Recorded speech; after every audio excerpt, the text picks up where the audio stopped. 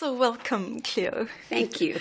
Let's start our interview today just by clarifying what your role is and how long you've been doing this work. I'm a chaplain, and here at Mount St. Vincent, being a chaplain involves doing many things, primarily visiting patients, residents, spending time with them, praying with them, supporting families and staff as well. I love my job. This year and a half has flown by. I find it there just never seems to be enough time to do the most important work of all, which is to focus on the residents and patients and staff. Can you share a bit about the journey that made this particular job attractive to you? 2 years prior to being hired, I was a co-presider at a mass, and the priest who presided was also a dear friend. And after the mass, I asked him, why is it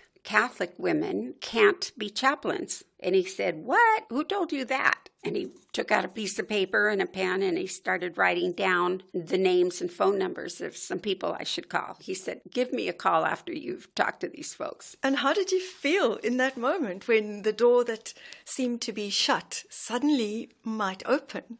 I was excited and at the same time kind of terrified. So you made the calls. I did make the calls. I went to the interview, which was in Tacoma. And when I entered this person's office, it was like something profound happened. Yeah. The kinds of questions that he asked, the answers that I felt free to give, felt like they were coming from another source other than myself. After I left the office, I was disoriented.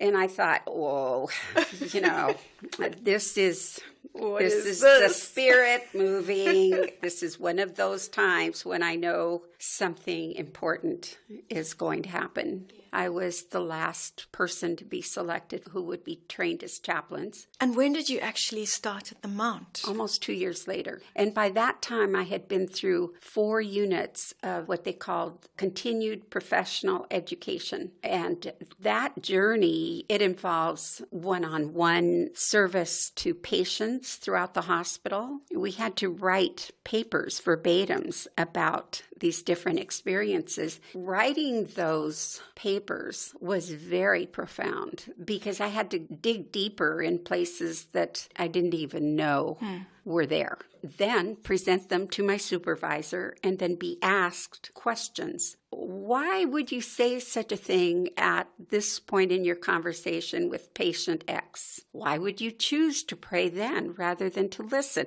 Sounds such an intensive process that you went through. Very intense. How did that internship prepare you for actually starting your job here? So I was surprised that the Mount just really called to me in such a deep way. And I realized one of the reasons was that it felt very much like a community. I saw the way people were exchanging greetings and talking to each other. I saw the way the kitchens and the neighborhoods were set up. Wow, this really appeals to this value I have for community. I thought, if I can work in an ER at 3 o'clock in the morning and provide spiritual care there, I can learn how to adjust to be here.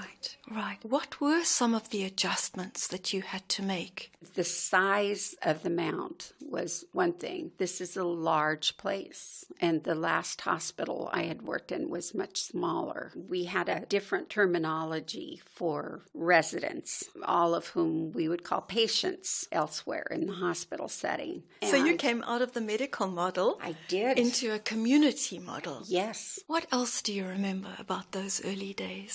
How welcomed I felt. The first day when I walked into our office, there were flowers on my desk that said, welcome. I felt somebody's glad I'm here. Somebody noticed. And another culture with all its own rules. How do you think it is that sense of community can persist in spite of the different languages of the people? What makes that possible? I think it's when we reach out to one another. A simple thing as Good morning. How are you doing today? It's good to see you. How is your daughter? How's she doing? Is she feeling better? It's that personal interest in other people. I see you and you are important to me. The key word for me is inclusion. So from the very beginning, I asked, well, what do you think of this idea? Right. Should we go forward? What advice or encouragement do you have for anyone who's working here or who would like to work here at the Mount? Well, I would say be clear about embarking on this road of self-discovery. Because if you're really, truly going to be present to other people, you need to have a sense of who you are. Remembering that you are part of a community. And I delight in encouraging our interns. Sure.